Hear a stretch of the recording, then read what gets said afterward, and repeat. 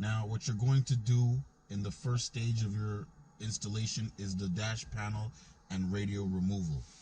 So you will start at the far right hand side of the actual dash trim with air conditioning vents.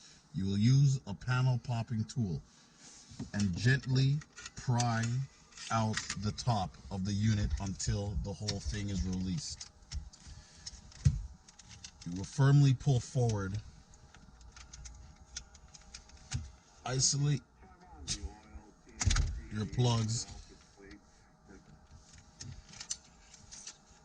and remove the plugs for the door lock and the hazard lights.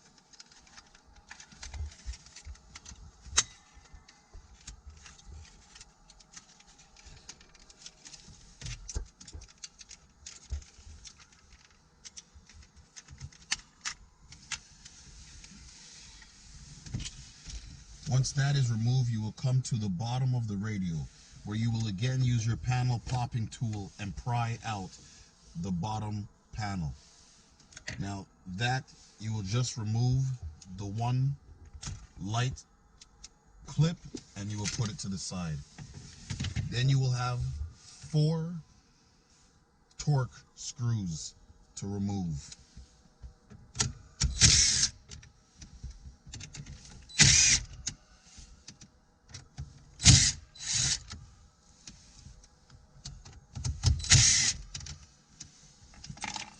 Then you will pull radio facade forward to reveal one plug, and then you will put it to the side. Then the radio has 2 torque screws, and also if you look under the monitor, it has 2 torque screws. Now you can take a look and see the difference of the screens. This is the original OEM screen, which is about a 5.5 inch screen, and this is the new replacement screen, which is a 10.2 inch full LCD, full color gambit spectrum monitor.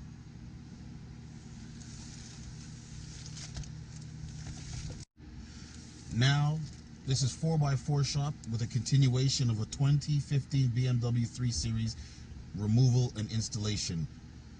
Now you will remove the 2 torque screws from the radio and the 2 torque screws from the monitor.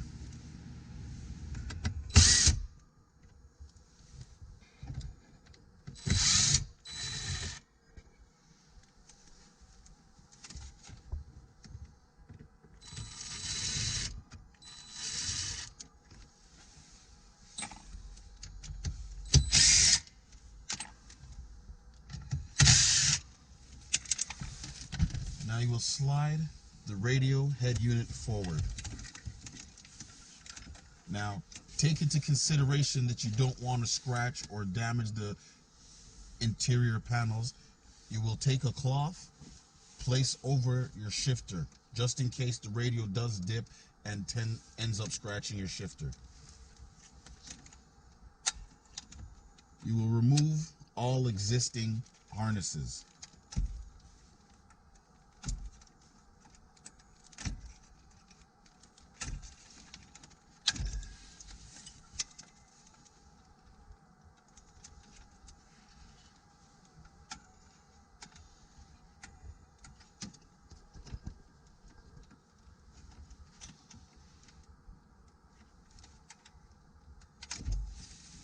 You put radio to side.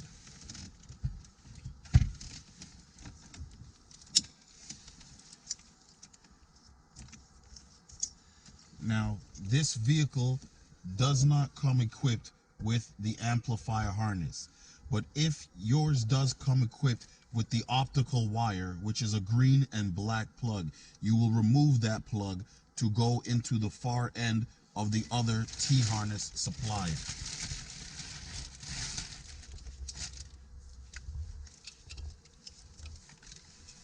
This is the supply T-harness.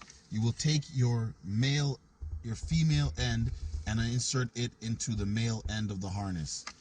Now, if your vehicle is equipped with the optical wire, you will insert that pin here. Otherwise, you will not get any sound from the unit. So you will remove it from that pin here and insert it to the first pin at the top. That is only for vehicles equipped with the optical interface wire.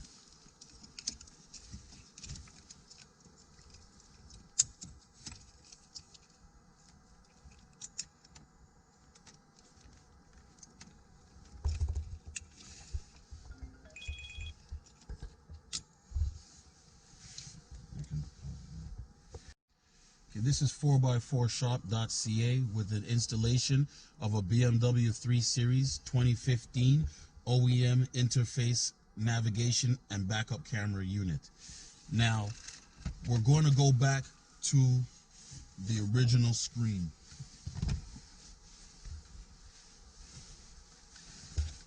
When the original screen is removed, you will take note that the two screws are taken out, then it slides up. So don't pull it forward because you could end up damaging the brackets or the clips. So the screen will be slid up, then taken out of the car. And installation will be the exact same. Now, with the supplied T-harness, you're going to route your wires neatly up behind the plastic facade into the opening of where the original OEM screen is. Now, this is your video plug from the OEM screen. That will plug into this input here on the new replacement screen. Your GPS antenna will go here on this plug on the replacement screen, and then your main wiring harness, your USB adapter harness, and your DVR adapter supplied harness, which is an optional accessory that will allow you to get the functionality of front-facing video recording for accident purposes or just for enjoyment. Now, you will route the main harness up inside the dash. You will take into consideration that you do not block any of your air conditioning vent openings. Your GPS antenna will be mounted at the side and then into the side panel here using a hanger or a metal pipe. You will route it into the dash. Your USB will be installed in your glove box. Now, this vehicle came with an unused opening, so we used that opening for the USB adapters. Now we will continue with the installation of the aftermarket unit.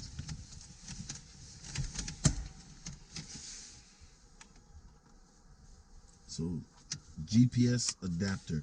Make sure to also give yourself a little bit of slack, because you will need that slack to adjust the wires. Now, the camera wire from the main harness has a red wire which says camera 12 volts. That will be the only power wire you will need for the installation for the camera, and that's an optional if you do decide to add the backup camera. Now, we always tape up the RCA ends just in case of when you're pushing in the unit in the dash, it doesn't come apart easily.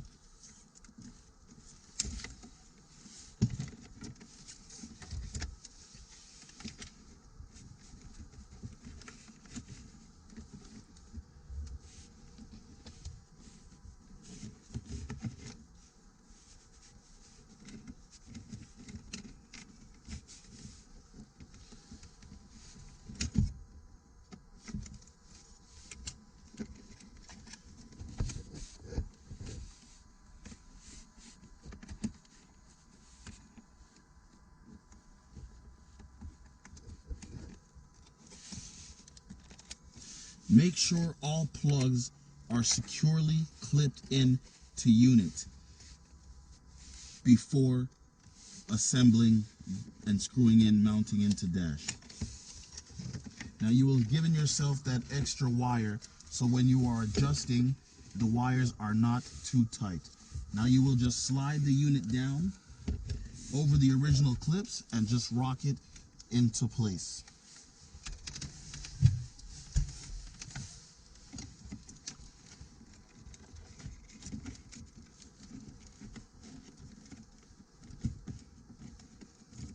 remember to keep all vent holes free, because you do not want to clip the wires when you're installing them back into the vehicle.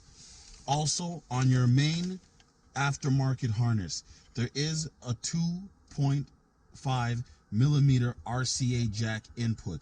That is for certain vehicles that the audio does not play through the CAN bus harness. Now, if you install the unit and you are not getting any audio, you will try to run your audio input wire down the panel, aside the moldings, and then into your armrest. Now, at the base of your armrest, there is already factory-made holes, so you do not need to do any drilling. Then you can just route the headphones jack input into your auxiliary. That will give you the audio if you are not getting the audio from the unit when you complete your installation. But we will continue now.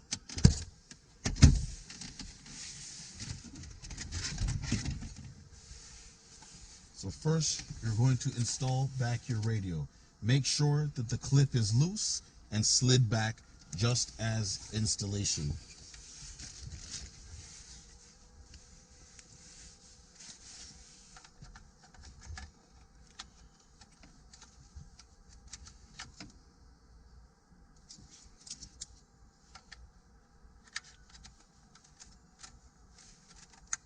Make sure all plugs are clipped in tightly, and then reinstall all factory plugs.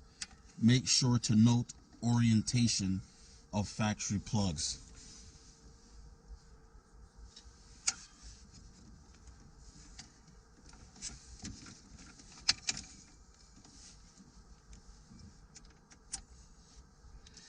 The plugs are also color coordinated, but there is a slight chance that certain colors are a little bit similar to one another. So you have some that are white and some that are beige or half white.